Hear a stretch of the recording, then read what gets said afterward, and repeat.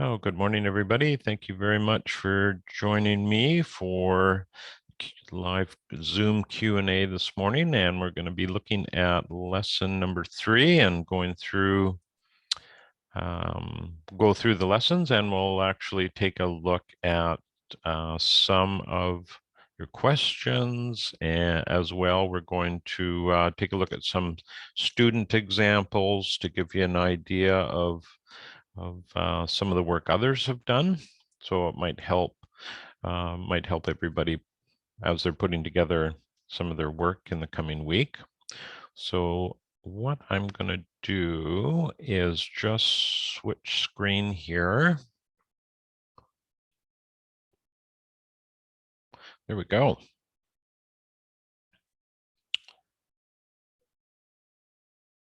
Okay. So yeah, we'll just we'll take a look at lesson 3 right now, and then see if anybody has any questions about it. So this assignment is split into 2 sections. So we're really looking, now that our base plan has been created, now we're looking at the beginnings of the soil, or sorry, site analysis. We're not quite looking at soils yet. That's lesson 6.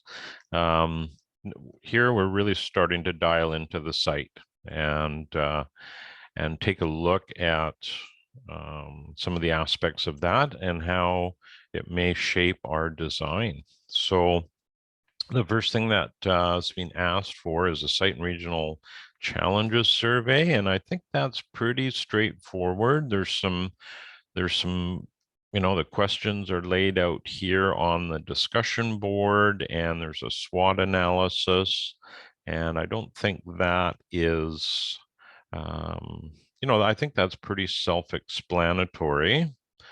And it is a good idea diving into this because we get a little better understanding of some of the challenges on the site and what might be happening regionally that could affect our design as well. So the big part of this assignment is the sector compass or the sector map. And in this part of the assignment, what we're going to do is place our first overlay onto our base plan. And this is going to tell us, this is going to give us sort of a really early glimpse of some of the energies, we'll call them for lack of a better word, that may be outside of the site boundaries that are influencing the site. And I'm going to show you some examples of those and what your base plan may look like as well. But Andrew's done a great job here of laying out some of those elements that we're going to want to see on your sector map or your sector compass.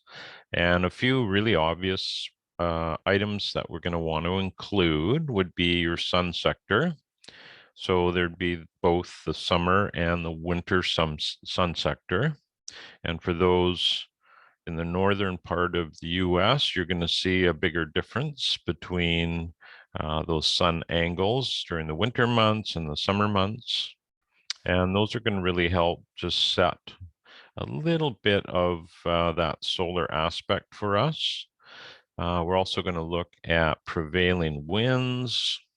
And then we get into more social sectors. So if you're on an urban lot, how does your neighbors, your community, perhaps interact with your site, whether there's any crime or again, that plays into the next part here where we have noise and pollution sectors. We also have wildlife sectors. So that may be quite a significant thing to consider as you are placing these various layers on your design. We also have the water sector. So if your site is at all prone to flooding, this will be important to document. And then when we look at those various sectors, we're going to apply an explanation and whether we want to amplify that or deflect it or just simply accept it. And that's going to depend on the individual sector. Some of them you may want to have more than one action. For instance, if you had a summer prevailing wind that was cooling, you might want to amplify or accept that onto your site. Whereas if you had a prevailing winter wind that was very chilling, you may want to block that, right? So there's different ways of labeling all of that. And then after the sector map, we just want to know, the closest grocery store, the closest population center, and so on here, just to get an idea of your project site location versus some of these services which could be close to you. So that is a little bit of a heads up with the sector compass. There are a number of assignment resources here that you can look at. And if we take a look at the rubric, we can see with the survey, you get up to 4 points, but with the sector compass, we're getting 10. So that gives you a little bit of a heads up with how to allot your time, right? So if you were quite tight for time this week, you know that we're putting a greater emphasis on the sector compass, even though they're both important. And what I think I'll do is just show you a couple of examples here. And there's, like many things, there's many ways you can do this. And I wouldn't say there's a right and a wrong way. Graphically, there's just a number of different approaches. So I'm going to share a couple of things with you. Here's the first one is a sector compass or a sector map that we did for a client a little while ago, and I've blocked out their name just for a privacy standpoint. But here you get an idea of some of the sectors that we've identified. So we have a fire sector. We have a wildlife sector in green here. I should actually get my little pointer working. We have the winter sun, which you can see is fairly low. And then we have summer sun. So that would represent June 21st at noon. And then we have privacy. We have prevailing winds. We have flood. And then we have noise and pollution, which coincides with the view. So that's always tricky. You got a view corridor, but you're getting a lot. And in this case, there's actually a highway very close to the property. So noise and pollution is a big deal. And then here we've just done a little explanation about them, and we've done a little chart just showing what actions we want to take. So you might think, oh my gosh, wildlife, you want to amplify. Well, yes, we do when it comes to certain types of wildlife. So we want a very diverse habitat. We're going to want, a wide variety of animals visiting the property, but perhaps not things like deer, but certainly others. So that's where the deflect comes in here. So that is an example of something that we had put together in the past. And let me just switch here to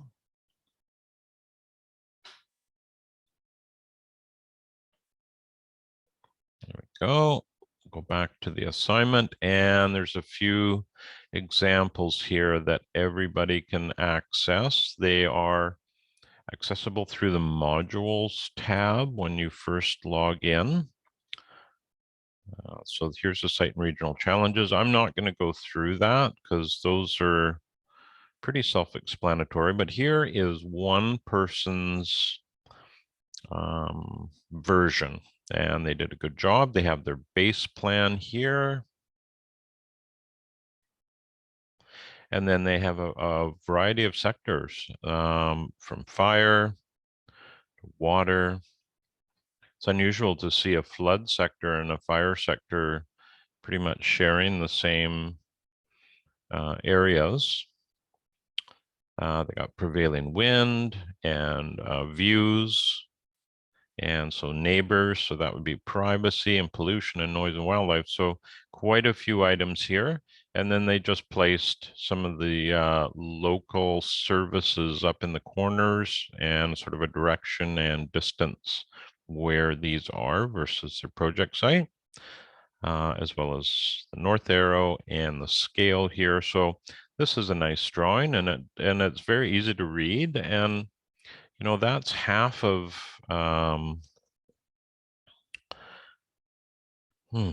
not half of the battle, but if when you're putting together a map like this, if somebody who knows absolutely nothing about your site can gain some, you know, it can gain some information and it's quite easy to read, then you know you've really done a good job with this. So let's take another example here. And we'll just go down to that sector map. There we go. So this is a very different map. You'll notice on the last one here, these are graphically, this was really well done, right? This person was able to create those arches, and you can see this person had a little more challenge with that. And, you know, it's nice to make it as aesthetically pleasing as possible. But if you're unable, this is telling us the same information, right? If you're submitting this to a client, then you know you do want to try and improve your graphics quality as much as you can. But you're not, you know, don't worry if there's no penalty for you know, graphical abilities. So the better you can do, that's great. And in this case, this is the best this person could do at this time. That's totally fine. I would say their summer and their winter sun is not correct. They would have to make some changes there. You'll also notice that they have the south arrow is up. So this person, no, I thought they might live in the southern hemisphere, but that's not the case. So that's a little bit of a boo-boo. But normally these summer and winter sun sectors will look a lot more like this. So the winter is obviously much smaller, but the summer is going to perfectly overlap, and there'll be even space at the top here. So if yours, for some reason, looks more like this, then there's something that's just not quite right, and you should take a look at it again. But they have all the information that we've asked for, and that's essentially how all these assignments get graded. It's based on the rubric. And then we've got another example. We'll just scroll down here.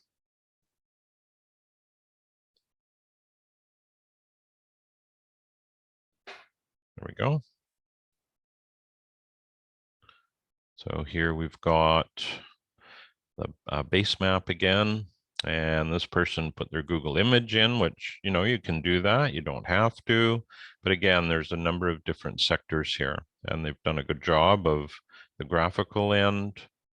A lot of pollution and noise. Got some neighbors. The summer and the winter sun sector here. because we've got a north arrow. This is sort of a non-traditional north arrow. And we've got wildlife listed, but I don't see it here. So be careful of that one. You definitely want to ensure that whatever is listed in your legend is actually part of the map, but they have prevailing winds and any water flow directions. So, this is a well done sector compass. I believe there's one more here. And this student was from Russia, I believe. And had quite a complex base map.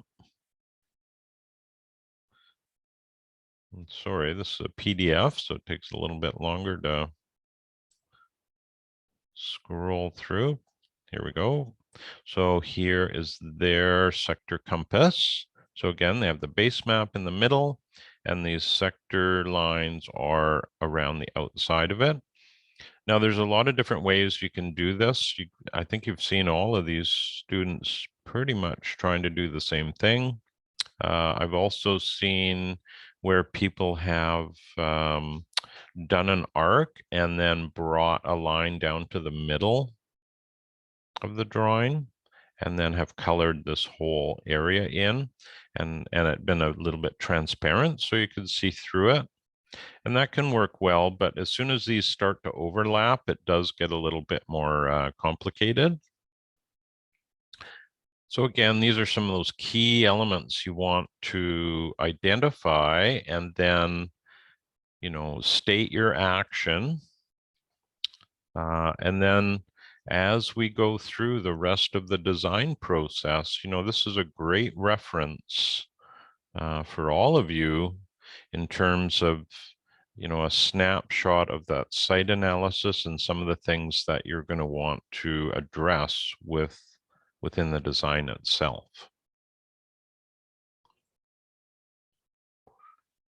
Okay, let's see here. We have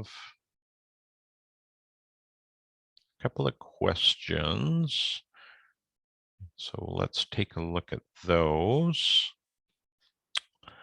And I think these were more for last week, but that's completely fine. It doesn't have to be for any specific week. So Ralph, I'm not sure if Ralph's on the call today. And let's see here. So Ralph's down in California, hot summer, not much measurable rainfall for quite a bit of the year, from April to November. So his question was, how does he include rainwater patterns in his design? Well, that is a great question. He notices the direction of the water in a heavy rain, but it doesn't happen often enough. Okay, so that is, Ralph, you've sort of answered part of your question. So during those heavy rain events, you're going to want to, obviously you've got a good idea of where water accumulates and flows, and that's what you would want to place on your drawing. You want to identify where those are, regardless if they don't happen often.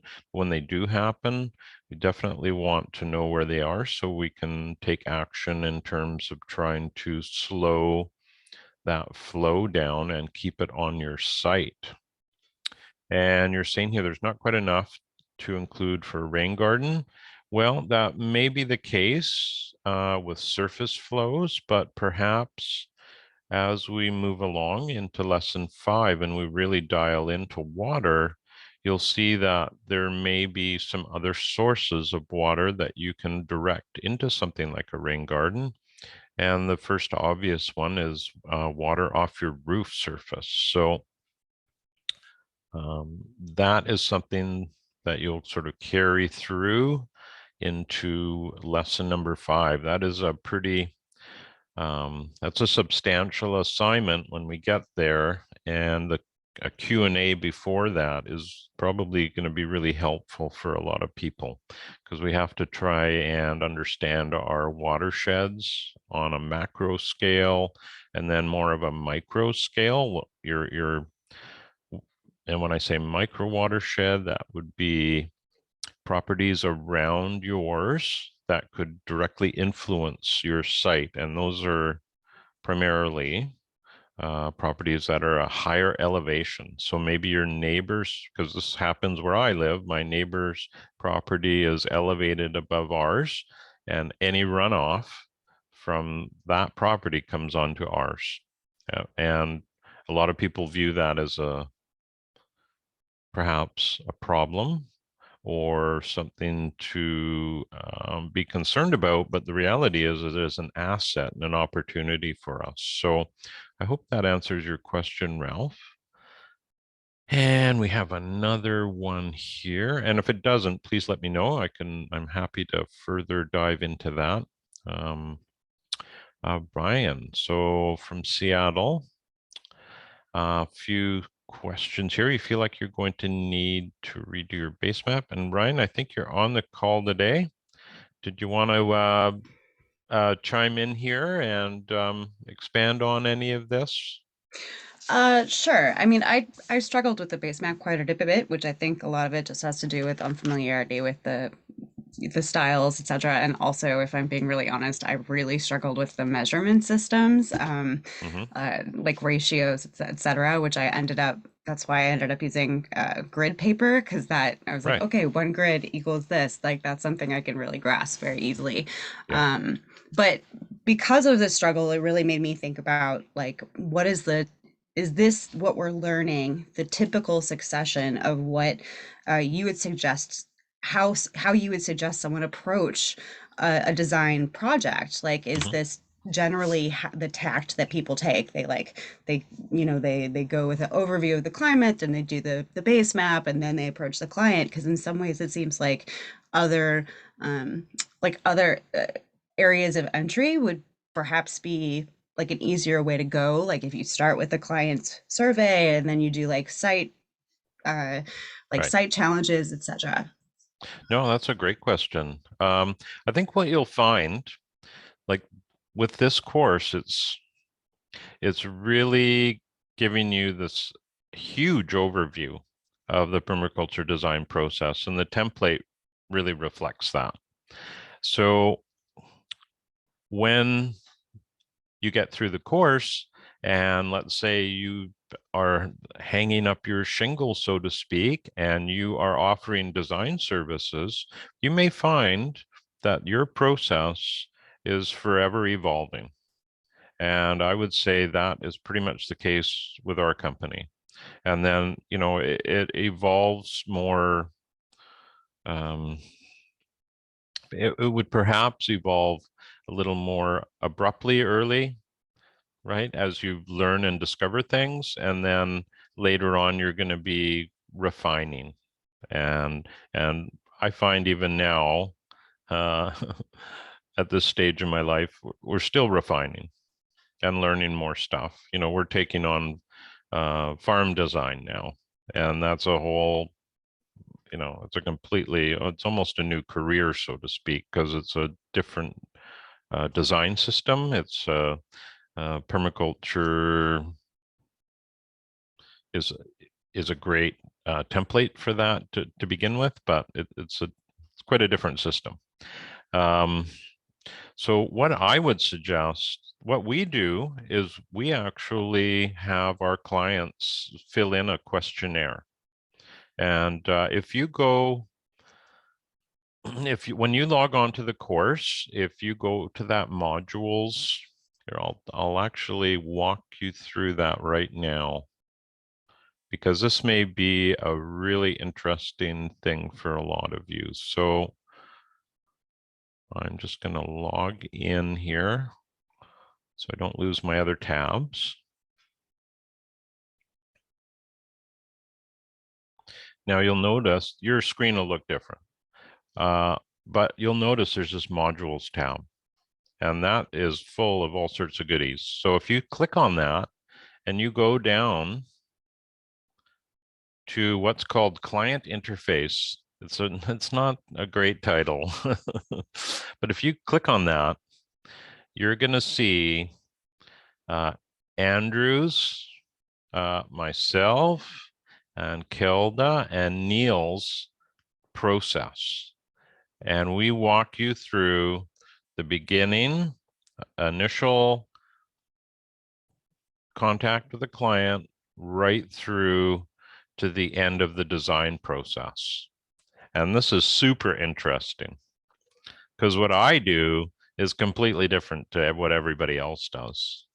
And I think that if you were to go through and watch all these, you would end up almost cherry picking things out of everybody's process that might resonate with you.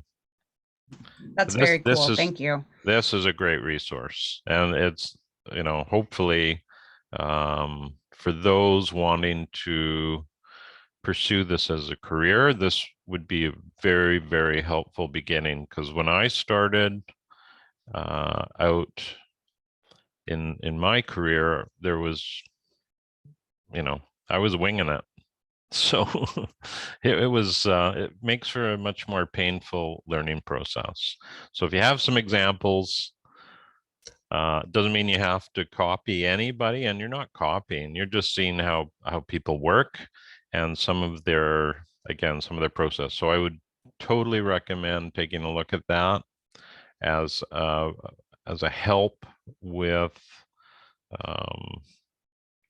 moving forward with your own business. So, but to answer your question specifically I'll give you a really quick snapshot. For us, we have a client survey, and then we actually have our clients book a phone conversation with us. We do what's called a good fit call. So we have a short chat. We take a look at their questionnaire at the same time, and we make sure that what they're after is something that we can provide. And now we can, at this stage, we can we have no problem providing almost anything that people want, but we are really dialed into, it's got to be permaculture, ecological based design. It could be urban. We have no problem doing urban projects or acreage projects, or it could be, 1,000-acre farm, whatever it is. We just want to make sure that we're a good fit for them. And if for some reason it's in an area that's outside of our expertise, we would try and point them in the right direction to somebody else. And that's kind of the first steps. And then we'll go and visit them. And that's because we have a little history and we get a lot of inquiries, and we can't go and see everyone. So we want to reduce the amount of time that we spend with those initial steps with a client. Because often we'll get a questionnaire and we'll go, nope, this is not a good fit for us. These people are just, say, tire kicking. They just want to try and, see who's, say, the lowest cost, right? I mean, that's possible.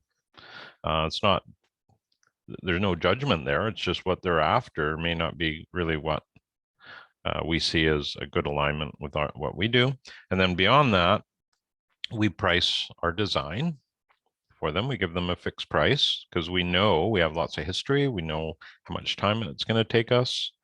So we will price the project, and then if they accept, we will go forward with that. And then if you watch that video, you'll see all the different we have a very different process than, say, the template has. So we will do a sector map. We start out with our base plan. We will do a water layer. That's the most important first step for us for urban projects. We'll do water, access, and then soil. So access is foot pattern, traffic patterns. It could be patios, walkways, some of those hard elements. And then soil is the sort of icing on the cake. So the plants we leave to the very end. And that's essentially what we do in this course as well. We're not really dialing into plants till we get to lesson, I guess it's lesson 8. Because these other items like water are just way more important. So I hope that gives you a little bit of a help That's with, helpful. Thank you. What yeah. about soil do you usually address? You said that earlier. I was wondering. Well, I tell you what, just one second, Alice. I just want to make sure I get all of Ryan's questions answered here. Fair. So I'll be right with you. Let me see here. Okay. So the next part of your question, Ryan, was talking about projecting or planning forward in the long term. Yeah, so if you when you do the reading, one of the examples given, it actually shows like by 2000 we want this, by 2003 we want this, by Mm-hmm. 2007 we want this. And so Mm-hmm. obviously if you have goals that are going out that far in advance, it's quite a that's quite a long scale, and it seems particularly relevant if you're discussing things like budget, etc. And so I mentioned that I had this kind of question about how to kind of not only to think in that kind of time scale, but also talk to clients about it, or talk to your friends or whoever. Mm-hmm. And you asked me to bring it up during the Q&A. Yeah, well, it's a great question. And part of this, I think part of the answer to this would be looking at the design itself. It's a little bit tricky at this point, pre-design, but once the design has been, at least the concept has been established, it's a really good exercise to try and look at it and think about how you would phase that in, because there's going to be logical parts of it. So in the case of the sector map that here, and I'm going to switch over here. The sector map that I showed you that we did for a client, and this is not, this is a site plan with contours and existing trees. It's not the design, but here in the back, there's a bunch of retaining. This was old wooden retaining structures that were falling apart. So at the rear of the property, we knew this was phase one. We had to demo. So there's a big concrete slab here and concrete all through here and a retaining wall. So phase one is demolition of this space. We just know that. Before we could do anything, we got to get rid of what's there that's going to be in the way, right? So that could be phase one. Phase two, which happened to coincide right after, was the establishment of a new retaining system and some hardscape, some concrete unit pavers, right? And that was phase two. And then we got to the actual planting end of it. But this is fairly steep, and we needed this retained. So I guess where I'm going with this is every project you look at, the logical sequence of events are going to be, they'll be different. And the way it gets phased in will really depend on budget and your client's desire to move forward. So in this case, this whole back area was worked. All the work has been done. The side was completely destroyed during construction because this was our access into the back, right? So the side and the front is another phase. And I'm actually going over there on Friday to chat. Even though it was designed, it's another phase. So that would be their phase two. So they may have even 3 phases on this small property. So that could, in this case, just spread out over a couple of years. If we were doing a larger acreage that, had significant work being put into it, then your timeline might start getting really stretched out. And I think this whole planning part is just a really interesting exercise in trying to figure out what you would do first, right? So if in this case we said, oh, we're gonna do the side garden in the front first, and we went ahead and did that, when we went to do phase 2 back here, we would be somewhat constrained by the previous work. So often in urban, these hard to access areas are always first to be addressed, even if the client doesn't necessarily want that, right? In this case, they did, because it's their little sanctuary back there. But again, it's going to depend on, on urban projects, people phase things in, but they're usually only a couple of years. When you get to acreage, then we start looking at much larger timelines, because the cost of the work is, just way more, right? Typically, even if they're doing it themselves, even if your clients are doing all the work themselves, they're going to typically have to come up with, the resources to purchase the materials, which are, often half of the cost of a job. So they're significant. So I hope that helps you there. And you had one. So with just so the end model that you have is what you anticipate it being at the very end of the work or the end of your work, if that makes sense. So you, John Designs, want to get to, by the time our work is done, this is where we're going to get you the client to. But at where we want it to go after a few seasons, after it develops and matures, this is where it's going to get. So I feel like those are two separate things. I hear you. I mean, it's possible you just show what both of them look like. Maybe that's the best way to go about it.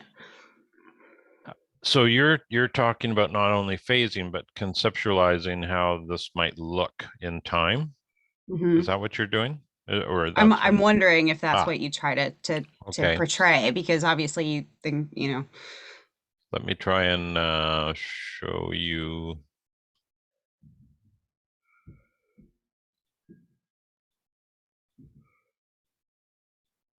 All right. I will just shift over here. This may or may not help. But there's a couple more design sheets here. So that was our sector. It's the same project. So that's the sector map. And then we're looking at, this is their water layer. So we're looking at a rain garden and all this other stuff. Not really important right now. And then we looked at access. So you can see there's our patio surface. We have retaining wall, stairs, flagstones, stepstones, and patio surface at the front, along with some log retaining. And then we look at the soil layer. So where is there going to be turf grass and where is there going to be planted areas as well? They had an enclosed vegetable garden. So to answer your question, at this point, when we get to the planting plan, oops, this is the conceptual plan. So this isn't really specific, sorry. So this would be sort of phase 1 of their design. Let me get the planting plan for you. All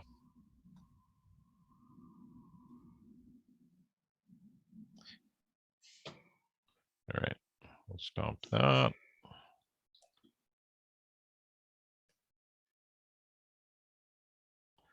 Okay, so this is more of a planting plan. So this is a final detailed drawing showing what plants are going where. Cool. And you will see this is how we show the plantings at maturity, or we'll say a 5 to 10 year period. Okay, so yeah, that's that's when you do it, is that planting scheme. You're going to be showing maturity and how these all interact. And that's, I find, really important when we get into woody plant placement. So how big are these trees going to get? And when they do reach what we would consider, their mature state, how are they going to interact with these other trees? Are they going to touch? Or are they going to, intergrow? Or so we typically make sure that we give woody plants the space they need, so there's no pruning. And then all the herbaceous plants end up being fillers. And then we have all these layers that we develop from that. So it's That was going, exactly my question. okay. So that's how we depict that. And then what we also do, because our software allows for it, is we will show tree and shrub distribution. Where are those woody elements, those structural, because they become the structure of the soft landscape. And then where are the herbaceous elements? So you can see in the front, it's way more dynamic in terms of, every day of the year, it's going to be, herbaceous plants are constantly changing. Whereas the woody is more of the bones, whether it's evergreen or deciduous, it doesn't really matter. It's going to be that year-round structure. So not suggesting this is what anybody should do. I'm just saying this is how we do it. And then of course we have a plant list here, and part of maybe what your question, why aren't you going over there? There we go. So we'll list the Latin name, the common name, the quantity, and then the schedule size, so the pot size. And that's going to give us a lot of information on how it's going to look day one. So this plant in a number one pot, which is, it's about that large and that deep, is going to be significantly different than a number 3, right? So here we're kind of dictating day one how big they are, but the drawing is giving us the idea of what it's going to look like at maturity in terms of spacing. And a lot of people would look at this and go, oh my God, that's crowded. It'll be full upon maturity. And that's, one of our objectives is to control the ground. And the only way to do that is to intentionally plant. If we were just doing woody planting only, like that does happen, I see a lot of people doing that, that's what we'd be left with, all this space. Obviously we would put more shrubs in here if there were just shrubs, but then you'd have only that one layer and then bare ground, and then all kinds of opportunity for weeds to establish themselves. So that was a great question, and I hope that helps you No, out that a was little great. bit. My last question is very singular and personal, but it might relate to other people in the future. I have a really big deadline this month and so it might impact my ability to get uh, a full finished product to you for this current assignment for Right. lesson number 3. And so my question is like, is it better to throw up whatever we have, even if it's not in good shape, or would you rather us like delay submission until it's fully ready? Well, for myself, if somebody submits a partially completed assignment, I don't review it and provide feedback until they've completed the whole thing. And the main reason is I've only got so much time every week for every student. And if it's a partially completed assignment, I don't think it's going to provide them the full value. I'm trying to give people as much of my time as possible. So I just wait, and that's encouraging somebody to wrap it up too, right? So if it's a week late, that's fine, right? When we get more than a week late, especially as we get to the end of the course, I may not be able to provide feedback, but I'll grade the assignment. But because as we get to the end of the course, especially with lesson 9 and 10, I put in way more than 15 minutes per student. It's more like half an hour, 45 minutes. And then the whole idea of, going back and it has happened where people will submit 4 or 5 assignments at the very last week. I can't do that. And then they're not getting much value out of it either, because one week can influence the next. And especially with water, it's a huge layer to look at. And that really drives the whole design. So to answer your question, I would not worry about that, and just wait until you have it all pulled together. And then I'm on the platform multiple times a week, and I keep my eye on submissions. So, no worry there. It won't get lost in the shuffle. Great. Thank you so much, Jamie. I have to jump off, but I really appreciate all of your feedback and all the insights today. Yeah, no problem at all. Okay, And take care, guys. and I Bye. believe that was the last question on the document here. Let me just, yeah. Okay. So Alice, you had a question. Sorry for interrupting you. It was about something about soil. Could you just repeat that for me?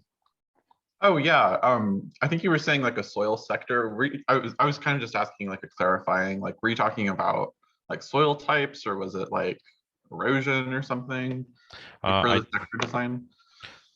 I don't think I said soil sector. If I did, it would have been a mistake. I apologize for that.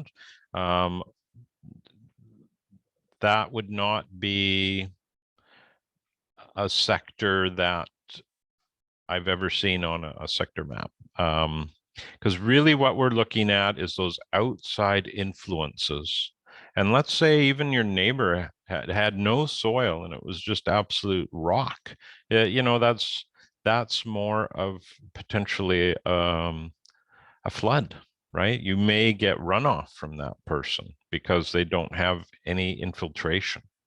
But it really wouldn't, that wouldn't come up on the radar. So if I did say that, again, that's not, that's my mistake. So yeah, no soil, just trying to envision outside forces, whether it's water or wind or solar or noise or pollution, on agricultural settings, it may be pesticide drift or herbicide drift.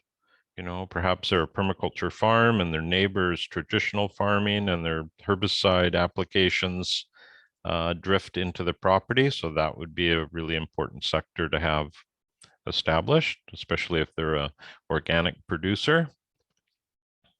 Yeah, so hopefully does that make sense?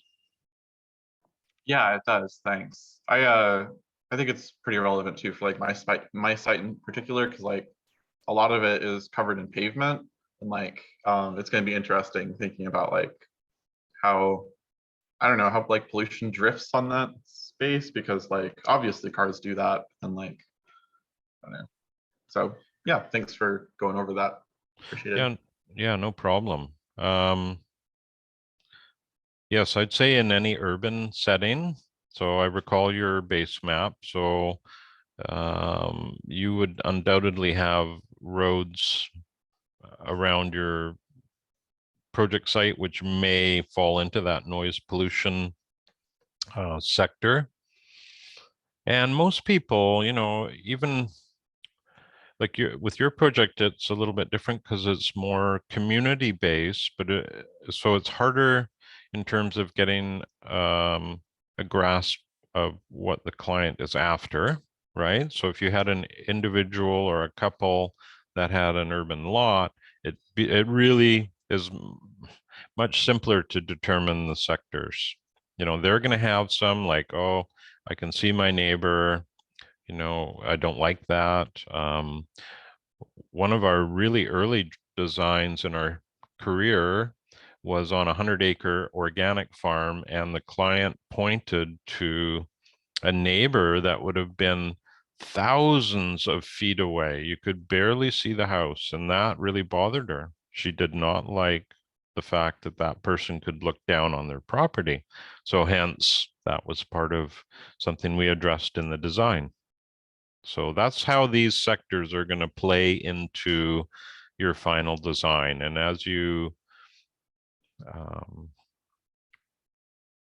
if you are to take this and do more designs in the future, you'll undoubtedly see that you'll see the importance of the site analysis, and this is sort of the macro of that.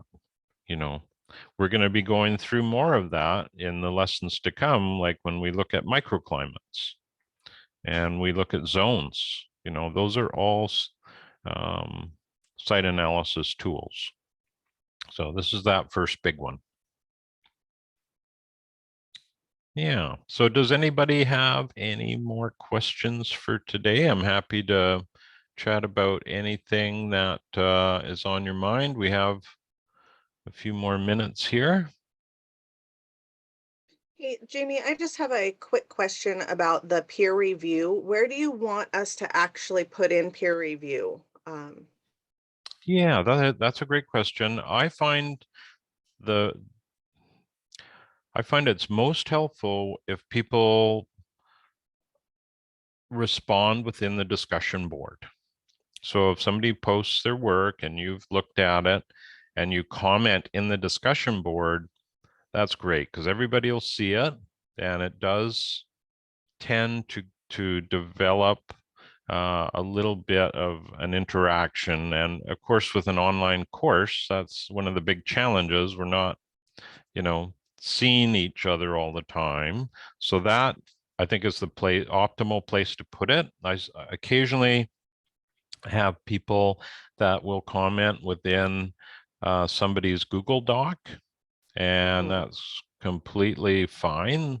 Although I prefer to see it in the discussion board personally. Okay. I think it's just more powerful in terms of, because seeing other people's work is a huge advantage.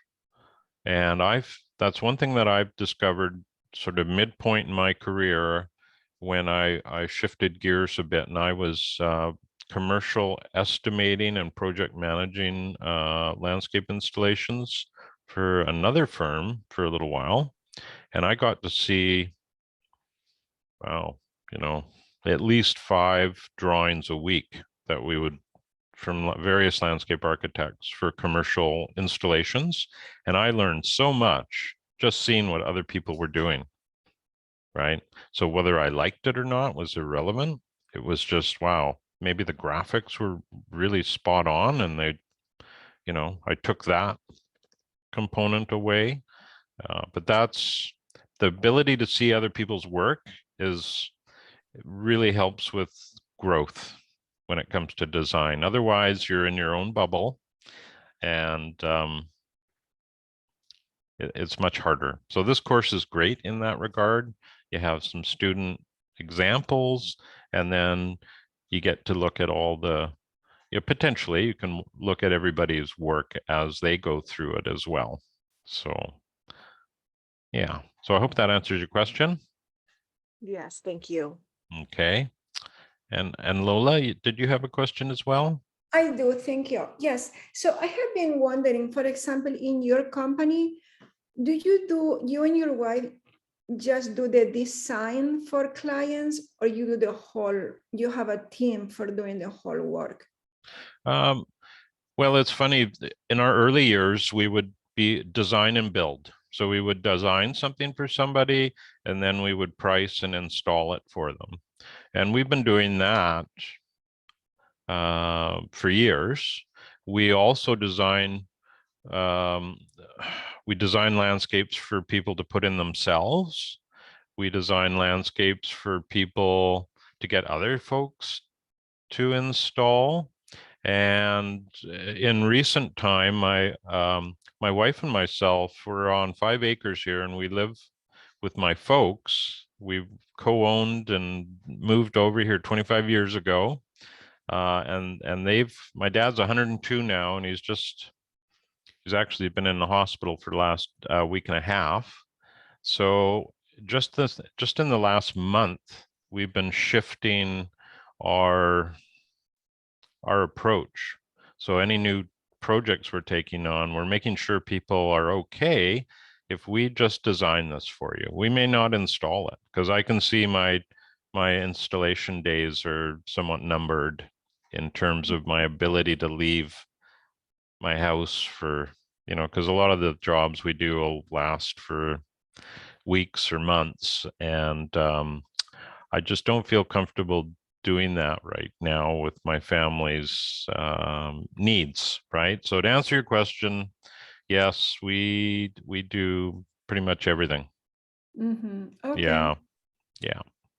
And do you have any quick recommendations for new people to just do the design or do the whole thing? Do I have recommendations for people? For people who are starting, like us.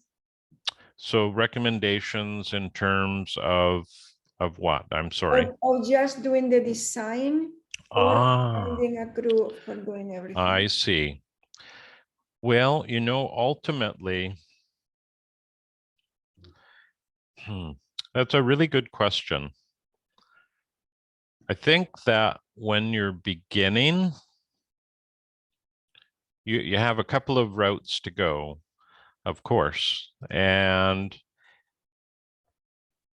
I think if you are designing and doing the installation, that in a lot of ways that's easier, because you can pick up during the process any shortfalls in your drawing, and they happen. You may miss something minor, but as you're on site doing the work, you'll realize, aha, there's this little area here I hadn't thought about, and it gives you an opportunity to see that. Now, if you're able to establish a really good relationship with somebody who's an installation person, because you don't want to do the install, then that is wonderful if you can do that. Where I live, I tried to do that a number of years ago, and I was really disappointed with the results. The people that were doing the work, I only have one way of approaching things, and that's doing my absolute best. So when I see other people installing our work, and they were, everybody has to make profit and money. I mean, otherwise your business will collapse. So that's important, but you really need, for us, making sure that it is providing the client with as high a value as possible is, very, very important to us, and less important to some of the other people that we had employed to do the work. And actually, we didn't employ them, our clients would, and we would be managing. So that's another option, right? Where you can make a percentage on a project by managing the job itself, by helping your clients ensure that your design gets installed as per drawing. Yeah. And that does take a little bit of time to gain the confidence to do that, and the experience. Yes. It does. It takes, it does take a bit of time. It's not something you would easily be able to pull off without some experience. But the one thing you could consider, and I know if you go through that modules tab that I showed you earlier and that client interface where everybody's talking about what they do with their process. The last video was Neil Betrado, and he really focuses on do-it-yourselfers. Mm, So he's not doing the install at all. He's helping people build their own landscapes. mhm. So Okay. that's also a really good approach. And that might be a fantastic first step, right? Yes. But it Okay. really does depend how you feel, whether you see, for me, I started in the landscape industry back in my early 20s, and I've always been hands-on. And then I took on, after an apprenticeship and learning about park maintenance, and then I got into design work and then into permaculture design, and it's kind of been an evolution, but I've always loved the hands-on part. So Mhm. that's hard for me to let go of, but I see it coming. But as a new designer, you'd want to be a little bit careful. Oh, absolutely. Yeah, because if you take on an installation without, say, experience, it would really benefit you to have somebody help you with that, right? Maybe you Okay. partner up with another business, maybe you let somebody else install it. And even maybe you let somebody else install it and manage it at just minimal cost, just to get the experience. Yeah. No, my plan most likely is going to be to volunteer. There are several Mhm. companies in Santa Fe who do permaculture. I would love to volunteer with them and get practice. I'm not planning to start a business right after this class. Certainly, I will need more experience, but Right. I was just curious about your process. Yeah. Well, I think my process has been one that's evolved. And Yeah. when And I it's how it started goes. when I started installing, I would just charge an hourly rate. Mhm. Whereas, and that was somewhat disastrous on larger projects because there was no known final number when we started the work. Mhm. Whereas now we're on fixed, we do all fixed price, and people know, okay, if we're going to have this done as per drawing, this is what the cost's going to be.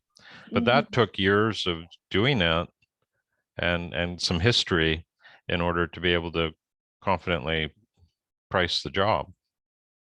So that's the nerve-wracking part, is putting a number to something and pulling it off. Mhm. Yeah, I understand. Okay, Yeah, thank you. sure. I hope your father feels better soon. Oh, thank you very much. Yeah, he's not doing very well, but we'll keep our fingers crossed. We're just trying to get him home again. And Yes. he's got congestive heart failure, so it's not going to dramatically improve for the better, but I hope we can get him home. He's actually, the hospital he's in has a COVID outbreak on his floor, and now he's got COVID. Oh So no. none of the family is allowed to visit. Mm, too bad. And he's, he's not the healthiest emotionally. So he thinks we've all abandoned him.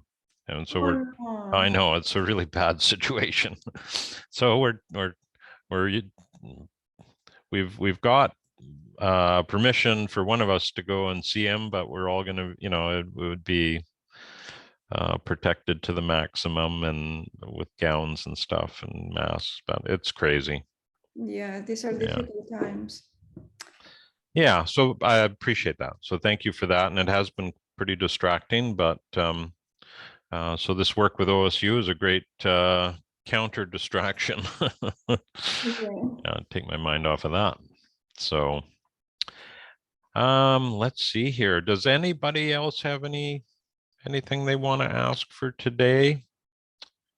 If not, I think we'll wrap her up. Oh, Alice? Oh, I still had one. Yeah. I was so yeah, first of all, obviously really sorry about your dad because that fucking sucks. But like I was also, because we were talking about like how to get into like permaculture, like is there a way to do like apprenticeships? Like, how do we find those? There's obviously not like conventions where this sort of thing happens anymore, but I don't know.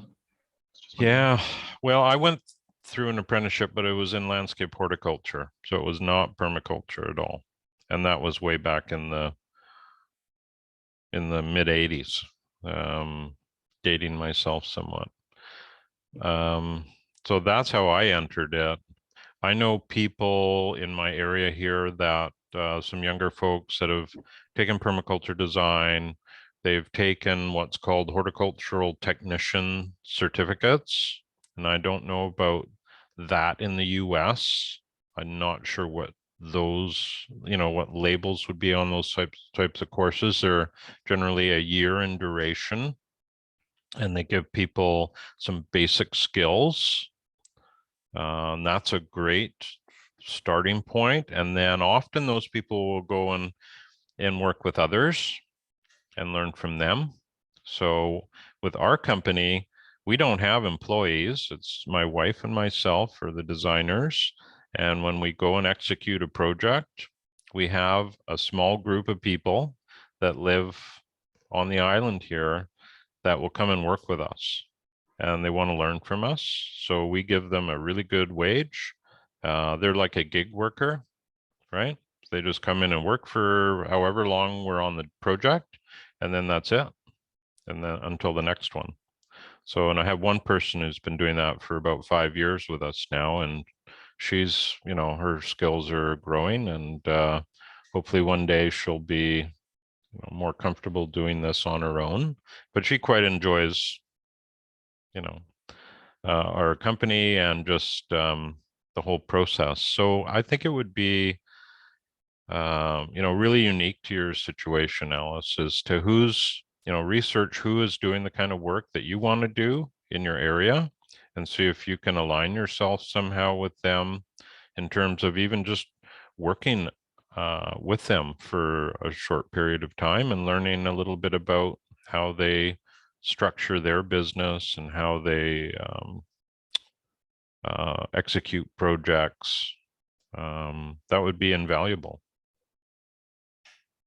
Yeah.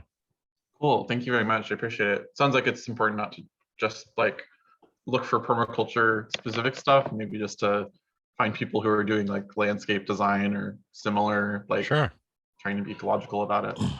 Yeah, it's all pretty much under the same, in my opinion. Everything I've done has been under the same umbrella, and it all started with a love of plants, and then it's just expanded from that. And I've always, luckily, when I went through my apprenticeship, everybody I worked with, some amazing people, they're very strong influences. They were completely aligned with an ecological approach, even though back then there was, it wasn't termed that way.